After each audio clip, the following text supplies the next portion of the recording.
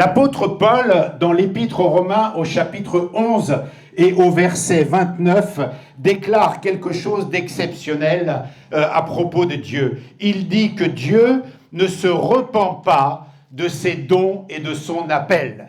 Dieu ne se repent pas de ses dons, ne se repent pas de son appel. Et il dit ça aux Romains. Alors, ce matin, nous avons besoin d'entendre que Dieu ne se repent pas de son appel vis-à-vis de nous et ne se repent pas de ses dons. Qu'est-ce que ça veut dire? Eh bien, nous allons parler de l'appel en général, de l'élection, mais nous allons parler de l'appel à travailler pour Dieu sur cette terre aussi. Alors, on va faire sans micro puisque ça coupe.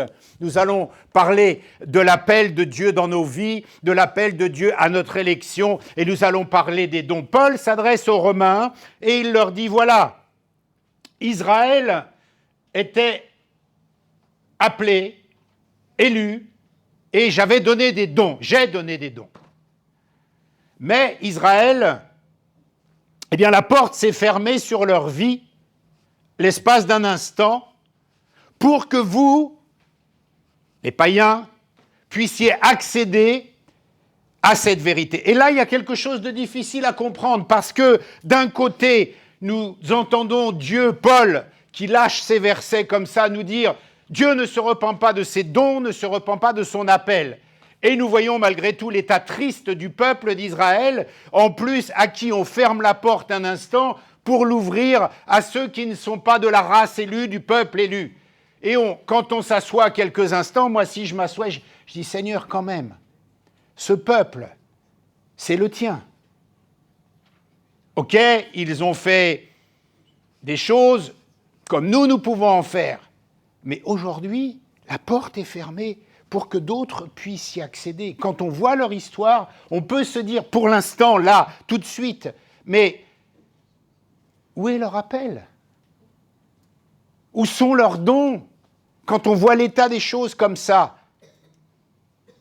En plus, comment tu n'as pas fait pour changer cette situation dans leur vie, pour faire qu'aujourd'hui, on voit cette marque exceptionnelle qui est la marque de celles et ceux que tu appelles, pour qu'aujourd'hui, on voit la marque exceptionnelle de la trace de tes dons dans leur vie, malgré tout, quelque chose de plus puissant, et la porte est fermée.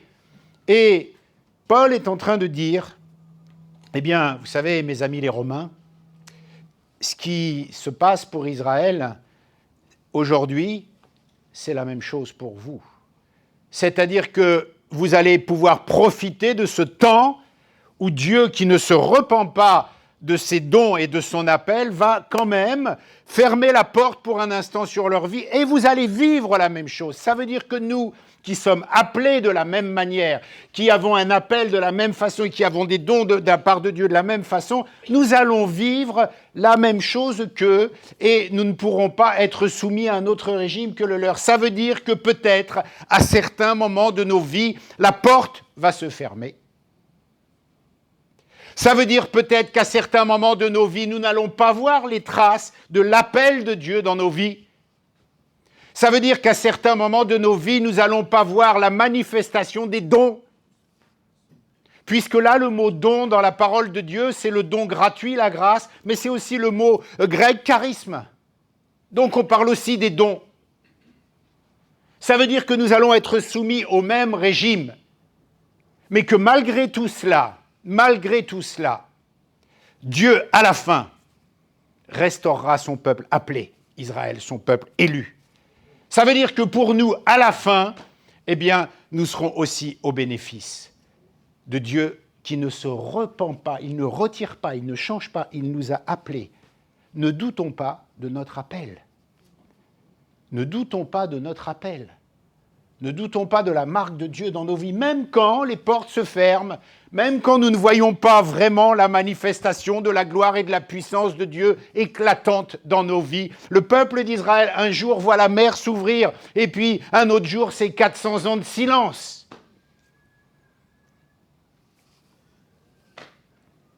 Mais à la fin, Dieu fera ce qu'il a dit, parce qu'il les a élus. Et tu es élu. Quand tu as 20 ans, Quelqu'un me plante une seringue dans le bras avec de la cocaïne et de l'héroïne. Quelqu'un me plante ça dans le bras. Si Paul vient me voir et qu'il me dit « Éric, tu sais, tu es appelé. Il y a un appel sur ta... » Je ne peux pas concevoir ce qu'il me dirait. Imagine, je suis en train de me shooter là, comme ça. Et Paul, il est là, il dit « Éric, tu sais, Dieu ne se repent pas de ses dons. Dieu ne se repent pas de son appel. Avant la fondation du monde, il avait prévu qu'un jour, parce qu'il t'a appelé, j'aurais jamais pu croire une chose comme ça. Je l'aurais même pas écouté, Paul, s'il m'avait parlé. Et pourtant, je suis là devant vous. Je prêche l'Évangile.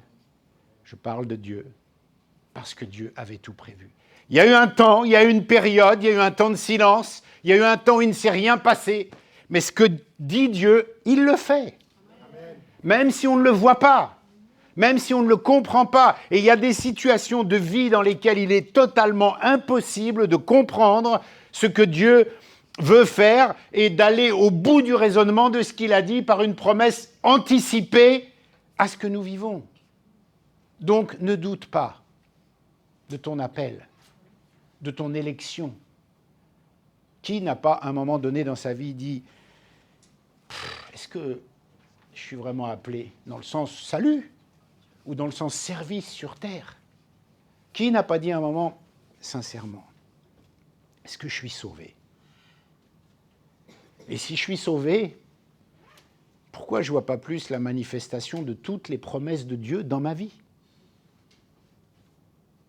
Qui n'a pas dit ça ? Et la Bible vient ce matin nous percuter, nous dire, même si tu dis ça, Dieu ne change pas. Tu ne peux pas douter de ton appel parce qu'un jour, comme il l'a dit pour Israël, un jour, ils réintégreront le plan de Dieu et ils seront sauvés aussi. Ce jour, on ne le voit pas, on ne le comprend pas, il paraît de plus en plus loin, de plus en plus compliqué. C'est comme notre vie. Quelquefois, on ne comprend rien. Mais Dieu, quel que soit le temps, les époques, les circonstances, fait ce qu'il a dit. C'est ça la grandeur de Dieu. Et on ne doit pas croire ce qu'on ressent, croire ce qu'on vit, mais on doit croire ce que Dieu dit. Et dans l'appel, dans le doute sur l'appel que l'on peut avoir, nous sommes des êtres humains. Il est normal, il est légitime d'avoir des doutes. On est construit comme ça. On est fait comme ça, on doute. Mais les doutes ne peuvent pas nous empêcher de répondre à notre appel divin, de répondre par la foi à croire que nous sommes sauvés et élus et que prédestinés, mais aussi dans la vie quotidienne. Dieu nous a donné des choses à faire pour traverser cette vie. Nous ne pouvons pas douter de cela, même si nous le vivons pas, ne le sentons pas, ne le comprenons pas.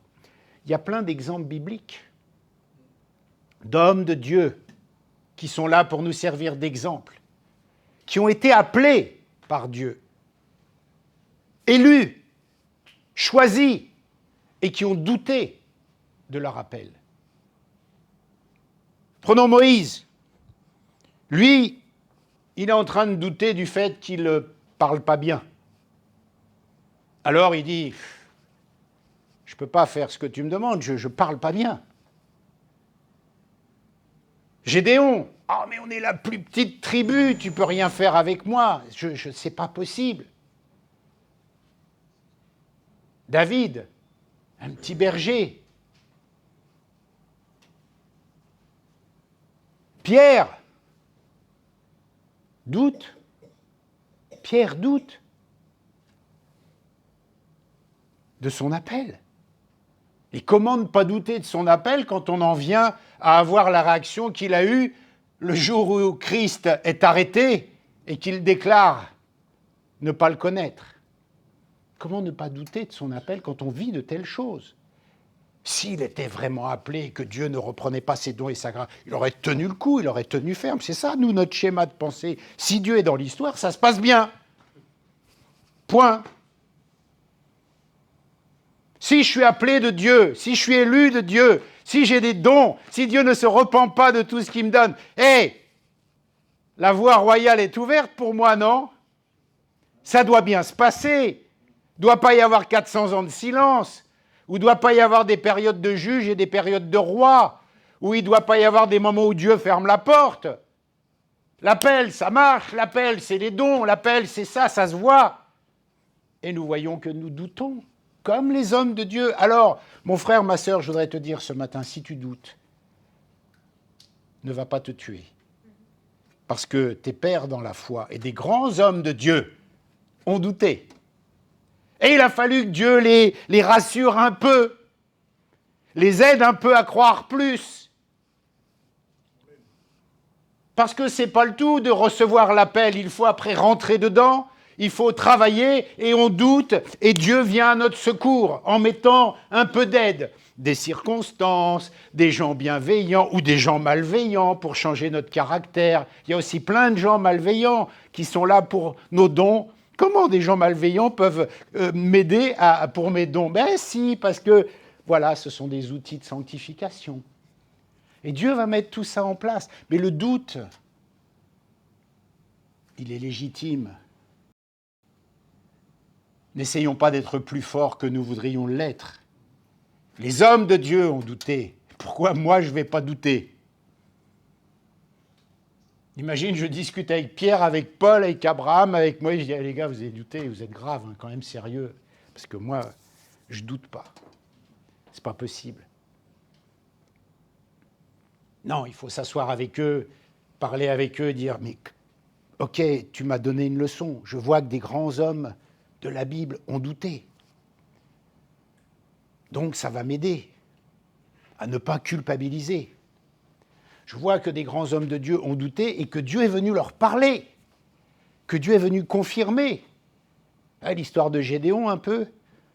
Il dit, bon, la toison, ok, tu me la refais à l'envers maintenant, s'il te plaît, Seigneur. Et le Seigneur fait pour confirmer.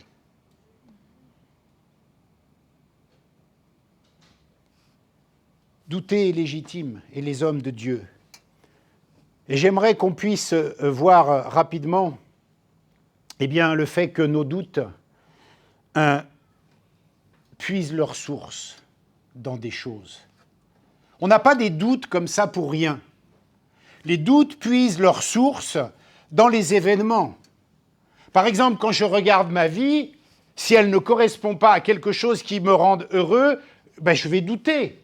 Si je regarde les événements, et il y a plein de circonstances dans une vie qui font que, on peut douter.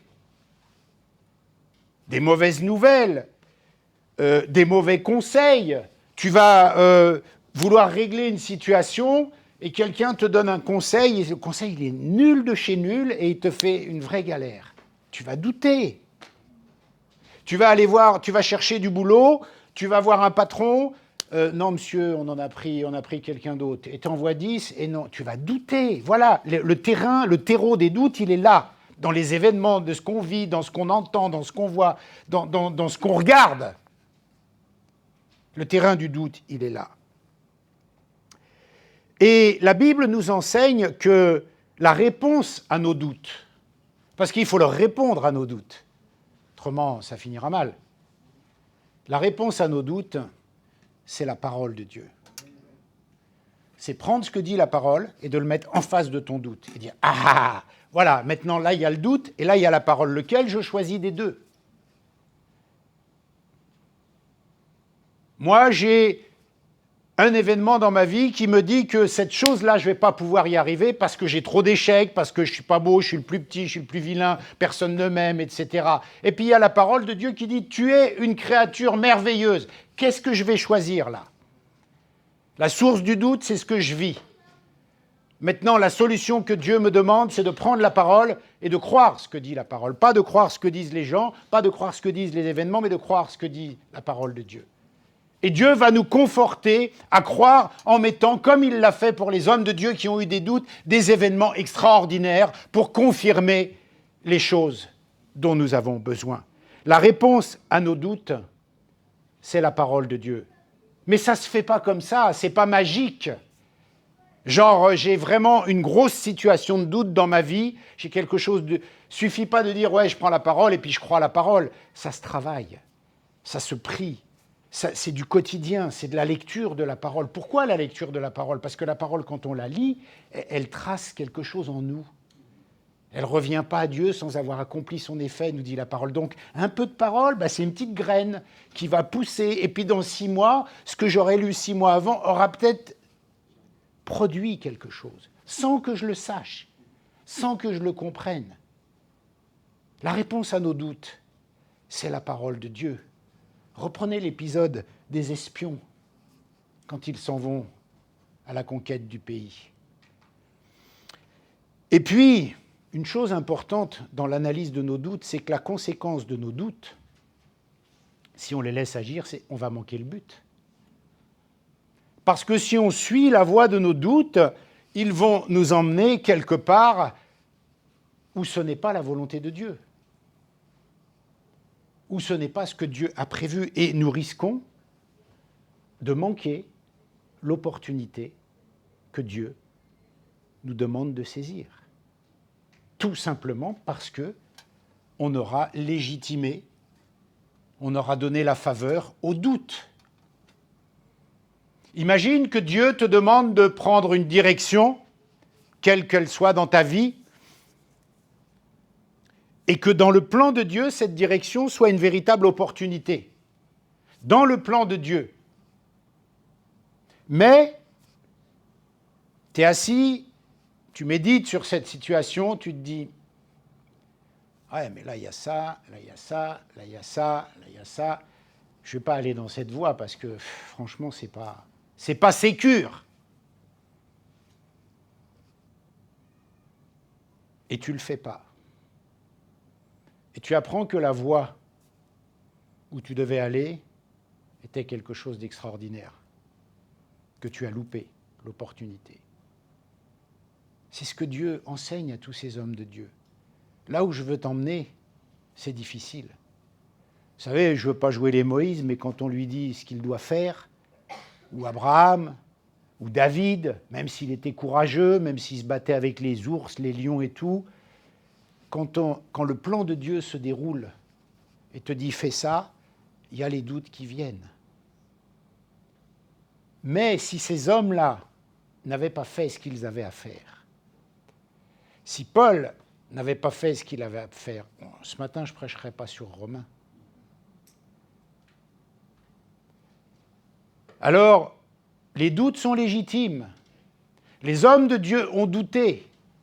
La source de nos doutes, nous la connaissons, la solution, nous la connaissons, mais la conséquence, c'est que nous risquons de manquer les opportunités que Dieu met devant nous, si nous suivons nos doutes. Nous risquons de manquer ce que Dieu nous a donné, de perdre confiance en lui, de nous éloigner de lui, de sa volonté. Alors, prions que l'Esprit de Dieu nous aide à, non pas chasser les doutes, parce que nous en aurons toujours, mais à les comprendre, à les accepter, ensuite les combattre, avec la parole de Dieu, qui produira son effet, et en sachant que si nous suivons nos doutes, en sachant ce qui risque de se produire à la fin, on peut manquer le but. Et tu regardes peut-être ta vie, comme moi je la regarde à certains moments de ma vie, je me dis, mais où est Dieu là-dedans? Où est Dieu là-dedans? Et Paul vient, il s'assoit encore à côté de moi, et il me prêche Romains 11, 29. Dieu ne se repent pas de son appel et de ses dons. Et moi je le regarde, il était bien gentil, mais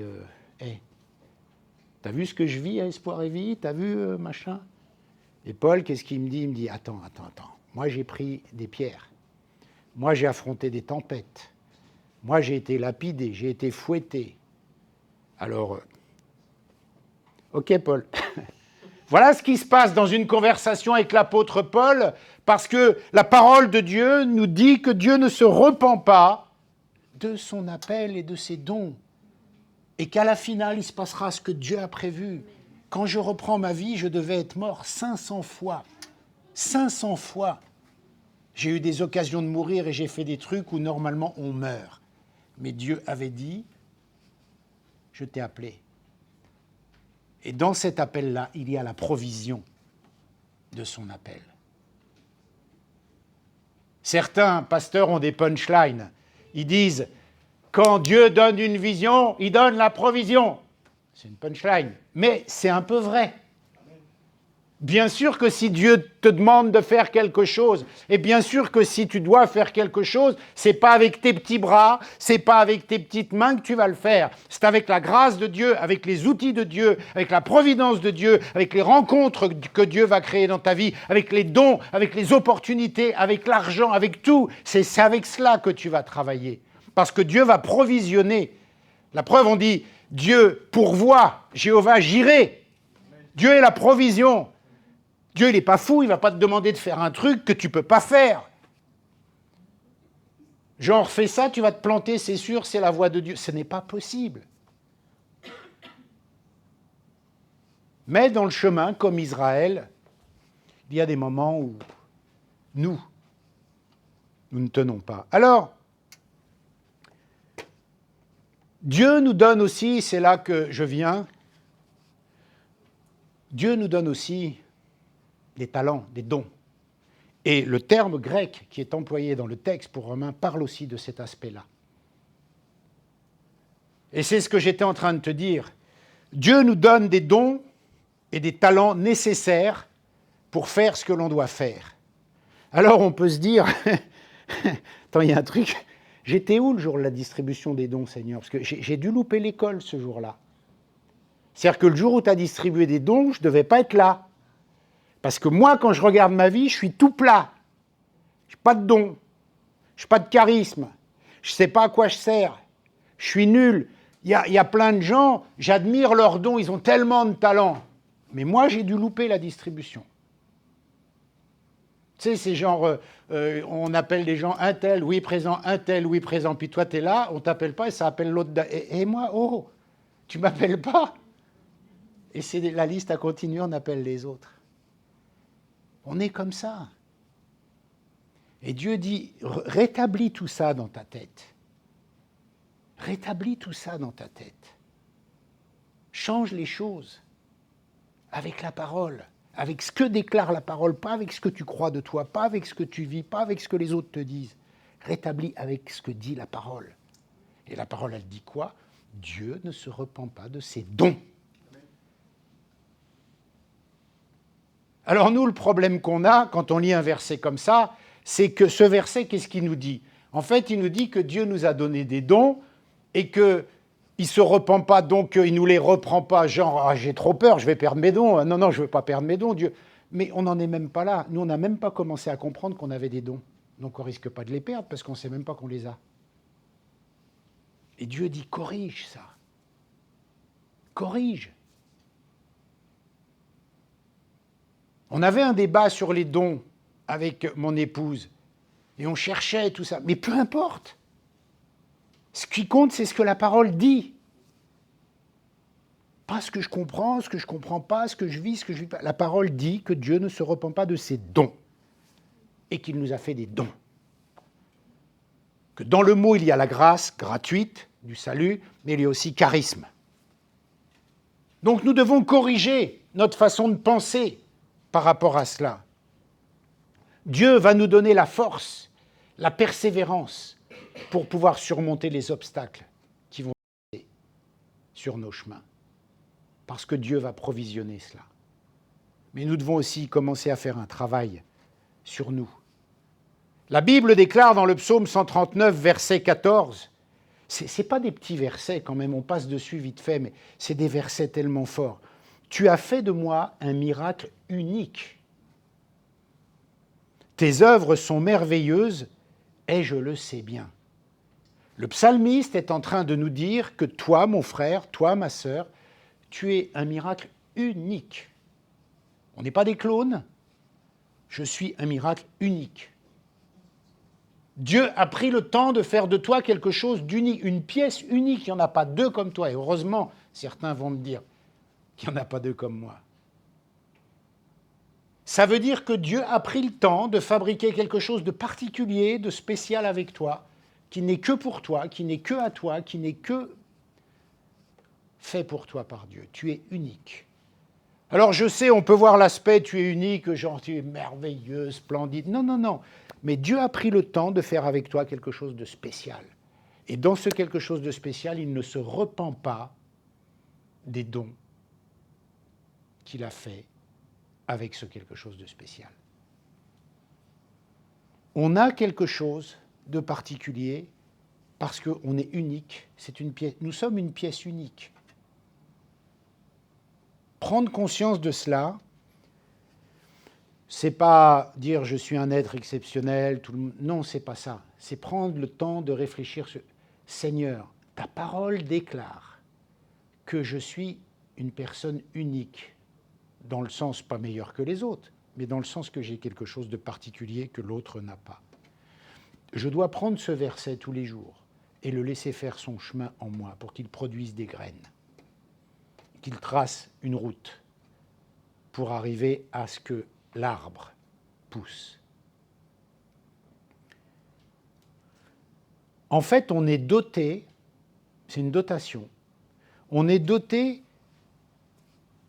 de quelque chose de spécial, de particulier, qui est le fruit de l'expression de la sagesse de Dieu. Quand il nous a créés, Dieu il a cogité, et en cogitant il nous a créés, et il a créé, en fait nous sommes l'émanation de quelque chose de spécial qu'il a prévu. Donc on a forcément quelque chose de spécial et de particulier. Puisque nous sortons de la créativité de Dieu. Nous sortons de la création de Dieu. On ne peut pas être un produit basique, banal. Dieu a pris le temps de nous penser, de nous concevoir, excusez-moi, je parle en termes humains, de nous penser, de nous concevoir, de nous créer, et un par un, une par une. Les scientifiques disent qu'il n'y a pas deux ADN pareils. Il a pris le temps. Notre héritage, notre ADN, il est divin, même s'il a été corrompu par la chute, il est divin. Donc quand c'est restauré, il y a la marque de ce divin qui était à l'origine, qui revient en avant pour faire quelque chose avec nous. Mais le doute vient tordre ce schéma de pensée, vient tordre ça, et fabriquer une autre route que celle qui est prévue par Dieu. Et nous devons rétablir la route que Dieu a prévue. Genèse chapitre 1er, verset 27 nous dit que Dieu nous a créés à son image.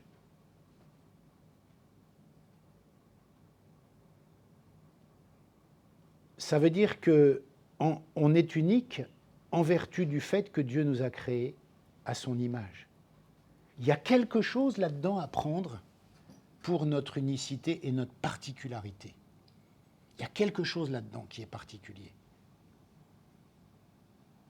Quand on lit ce verset, Dieu nous a créés à son image, bon, on va très vite là-dessus, mais on est l'expression de quelque chose.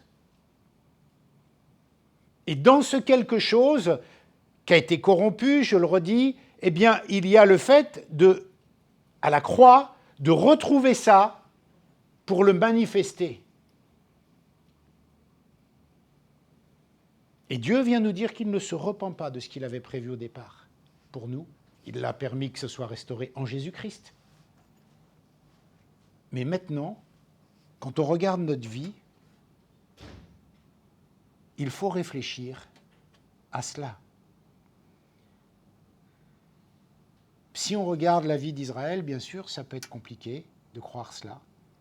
Mais si on va au bout du raisonnement et qu'on voit la finalité des choses, Dieu fera ce qu'il a dit.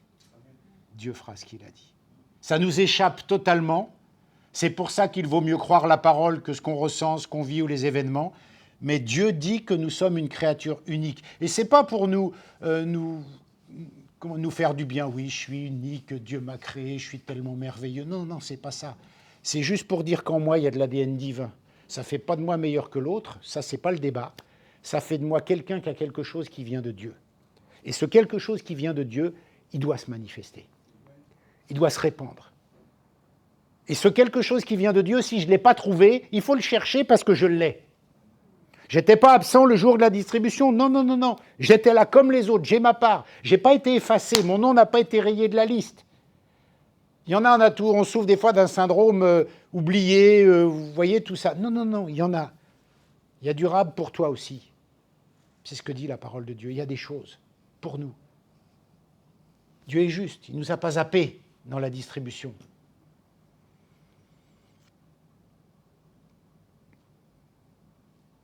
Et je voudrais dire dans ce deuxième point que Dieu nous a donné une forme de provision pour que sa parole qui est déclarée sur nos vies, sa parole qui est « je ne me repens pas des dons et de ton appel », devienne vraie. Pour que cette parole qui est vraie, qui vient de Dieu, ne retourne pas à Dieu sans qu'elle produise son effet, il faut forcément qu'il y ait quelque chose en moi qui soit déposé de la part de Dieu. Et ce quelque chose en moi vient de la sagesse divine quand il m'a créé à son image. Et ce quelque chose en moi vient du fait que je suis une pièce unique. Donc il y a quelque chose d'unique. Que je le sache, que je ne le sache pas, que je le comprenne, que je ne le comprenne pas grave. Il faut juste le croire parce que la parole le dit. Et si je crois cela, ça va germer en moi. Et ça va produire. Voilà ce que l'apôtre Paul est en train de marteler aux Romains quelque part et leur dire à propos de salut qui est maintenant donné à eux et pour un temps fermé sur Israël. Voilà ce que Paul dit. Et le troisième point, pour aider à comprendre un peu tout ça, à saisir toutes ces informations spirituelles, mon troisième point sera que Dieu est la source de notre appel. C'est pas je m'appelle tout seul. Dieu est la source de notre appel. C'est-à-dire qu'à l'intérieur de notre appel, la source, c'est Dieu. Donc c'est Dieu lui-même qui est responsable de ça. C'est à Dieu que ça appartient. Et il l'a conçu à la création, ça aussi. La Bible dit dans Jean, chapitre 15, verset 16, « Ce n'est pas vous qui m'avez choisi, mais c'est moi qui vous ai choisi. Je vous ai établi afin que vous alliez, que vous portiez du fruit et que votre fruit demeure. Alors, ce que vous demanderez au Père en mon nom, il vous le donnera. » Et vous savez, quand je me prêche à moi-même, nous devons absolument saisir ce que l'Esprit de Dieu veut nous dire. Dieu est la source de notre appel.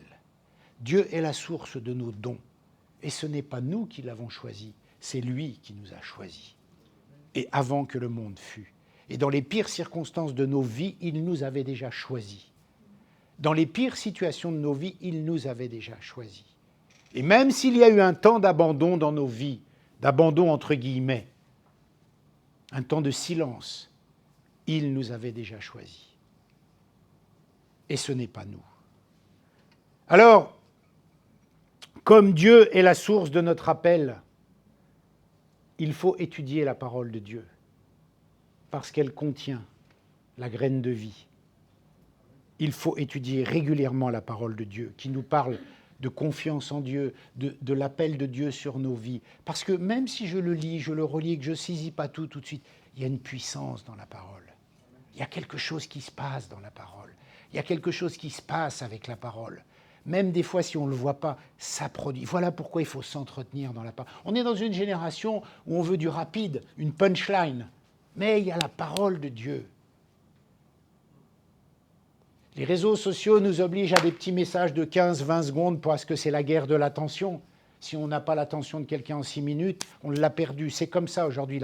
Le grand combat, la grande guerre de ce siècle, c'est la guerre de l'attention. Ce qu'on veut, c'est l'attention des gens. Alors, pour avoir l'attention des gens, on multiplie, on surenchère, on surmultiplie. Et dans la parole, dans le monde chrétien, on fait pareil, de la punchline. Il faut le faire parce que ça impacte les gens. Mais derrière, il ne restera rien.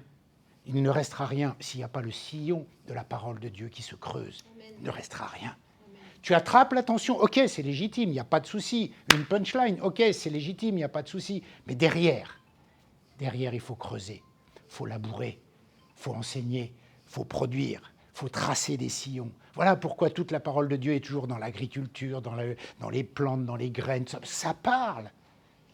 Tu plantes une graine, et la graine, tu la vois plus, tu sais pas. Moi, des fois, je plante pas souvent dans mon jardin, mais tu plantes un truc, tu fais un trou.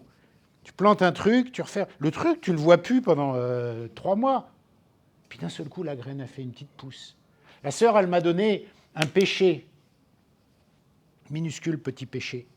C'était comme une graine, t'es tout petit. Je l'ai planté, maintenant il est haut comme ça. Je ne l'ai pas vu grandir. Tous les jours, je n'ai pas vu 3 cm, 2 cm, 4 cm. Mais il est comme ça maintenant. La graine a grandi. C'est ça la parole de Dieu. C'est ça la parole de Dieu. Et comme Dieu est la source de notre appel et que la bouche de Dieu c'est sa parole, eh bien c'est dans sa parole qu'on va saisir ce qu'il nous dit. Même si je ne le comprends pas et même si j'ai des doutes et mes doutes, tant pis, ils sont légitimes. Mais il faut que je les travaille, mes doutes, c'est tout. On ne va pas se changer. Ça n'existe pas, quelqu'un qui ne doute pas. Ça n'existe pas. Sur une situation ponctuelle, tu peux ne pas avoir de doute, ok, parce que tu as Dieu qui te parle de façon précise et tu t'engages. Mais tu as des doutes. Il faut arrêter avec ça. Ça fait partie de notre vie. On est comme ça, on est construit comme ça. Il faut juste combattre ça. Il faut juste avoir des stratégies pour ça. C'est ce que nous demande la parole de Dieu. Douter, ça va. Il y a des gens, ah j'ai douté, ils vont c'est pas, bah oui, t'as douté, bah et alors, corrige, change. Sur quoi tu doutes, ok? Qu'est-ce que dit la parole, ok? Maintenant, comment tu vas faire le mariage entre ton doute et puis la parole de Dieu? C'est pas de les mélanger, c'est quel choix tu vas faire. Et puis ce choix, s'il est dur, un petit peu de parole chaque jour, va faire que l'arbre, il devienne comme ça. C'est ça le travail. Afin que la semence fasse son chemin. Afin que la semence fasse son chemin. Alors, je vais conclure. On parle d'appel, on parle de dons, et il faut rechercher les signes. Quelques éléments qui peuvent nous aider à rechercher des signes de l'appel divin, des signes des dons, parce qu'il faut quand même être curieux, intelligent, on a un cerveau. Vous savez, quand il nous a fabriqués en Éden, il nous a donné un cerveau. Et il n'y a pas de verset qui dit, Romains chapitre 48, verset 18, « Chrétiens, jetez votre cerveau à la poubelle ». Il n'y a pas de verset comme ça. Hein. On a un cerveau. Alors il faut s'en servir. Et il paraît qu'on n'utilise que 10% de notre cerveau. Vous imaginez ? Parce que je pense qu'à l'origine, on était prévu pour utiliser 100% de notre cerveau, mais ça s'est perdu avec le péché. C'est comme la réduction de la vie. Au début, on était immortel, péché est venu, après ils ont vécu 900 ans, 1000 ans, Aujourd'hui, à 70 ans, 75 ans, c'est compliqué. Vous voyez comment on périclite, comment on décline. Le cerveau, c'est pareil. Au départ, ça devait être, à mon avis, mieux que l'intelligence artificielle, le cerveau de l'homme que Dieu avait prévu. Mais, alors, de temps en temps, il y a des gens, ils ont un coup de génie, c'est des restes d'avant Éden. Ils ont un coup de « Ah, il est génial, ce type est extraordinaire ». Ben oui, parce que doit y avoir quelque part là-dedans des restes. Et on y reviendra un jour à ce qui était prévu au départ, certainement. Mais là, on a des petits restes. Bon, il y en a qui en ont plus que d'autres, c'est vrai. Mais ça fait partie de la corruption de l'être humain. Il y a des plus intelligents, des moins intelligents. C'est injuste, mais c'est la corruption. C'est comme les dons. Il y en a, franchement, ils naissent dans des familles. Alors le fils, à 4 ans, il joue au piano, il parle anglais, il fait Sciences Po. Et puis l'autre, à 4 ans, il bosse, son père, il bosse à l'usine, il ne le voit jamais. Et puis il n'a pas tous les jours à manger. C'est quoi cette distribution des dons? C'est la suite de la corruption d'Éden. Mais nous, la croix est passée là. Il n'y a pas d'injustice. Il n'y a pas d'absence. Il n'y a pas, t'as loupé la distribution, Noël, c'est pas pour toi cette année, tu n'auras pas de cadeau. Non, c'est pas ça. Pas du tout. On redevient tous égaux après la croix. Et Dieu provisionne cette égalité en fonction de notre diversité, qui n'est pas une concurrence, qui est une diversité, c'est tout, c'est tout. Ça ne fait pas mieux ou pire ou moins bien. Non, non, non, non. Et encore après la croix, on exploite qu'un peu encore jusqu'à ce qu'on arrive au ciel avec Jésus-Christ. Alors mon frère, ma sœur, ne doute pas de tes dons, ne doute pas de ton appel. Recherchez les signes d'un appel divin. On peut avoir une passion ou un désir ardent pour quelque chose. Si on a un désir ardent pour servir les autres, j'en sais rien, ça pourrait être un signe que Dieu nous appelle à ce quelque chose. On se met à l'aise tout de suite, un désir ardent pour regarder les films porno, c'est pas la peine. Hein. Parle pas de ça. Un désir ardent pour quelque chose qu'on sente qu'il y ait une potentialité que Dieu soit là-dedans. C'est ça qui est important. On peut avoir des signes dans des rêves, dans des visions. On n'en parle plus beaucoup. Mais Dieu parle dans des rêves. Dieu parle dans des visions. Et ça peut orienter, ça peut donner quelques pistes de réflexion sur quelque chose.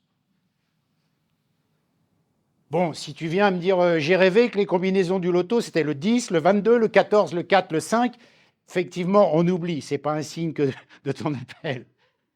Mais non, parce qu'après, il y a des délires. Ou j'ai rêvé que tu devais me donner 3 000 €. Bon, écoute, mon frère, t'es gentil, mais je pense que la source de ton rêve, c'est plutôt ton avarice. Mais ce n'est pas le Saint-Esprit. Il faut faire attention, mais à l'intérieur de ça, Dieu peut nous parler par un rêve. Dieu peut nous parler par une vision. C'est biblique. C'est biblique. Dieu peut nous parler par des coïncidences étranges. Des choses qui se produisent, des événements qui semblent être des coïncidences pourraient être des signes que Dieu montre quelque chose. La providence divine, elle existe. Il ne faut pas la nier. Il ne faut pas la balayer. Elle existe, la providence divine. Des fois, tu rencontres des gens, boum, ça te fait passer à l'étage supérieur. Des fois, tu rencontres des gens, boum, ça te fait descendre à la cave. Il faut un peu de discernement. Mais on voit dans la Bible que quand ils rencontrent, ça crée des opportunités. On peut avoir un signe de notre appel au travers de, tout simplement, un appel à travers la parole de Dieu. Tu es en train de lire la Bible, d'un seul coup, le verset, c'est vraiment ce qui correspond à ta situation. Mais vraiment, vraiment, vraiment. Tu ne peux pas le nier.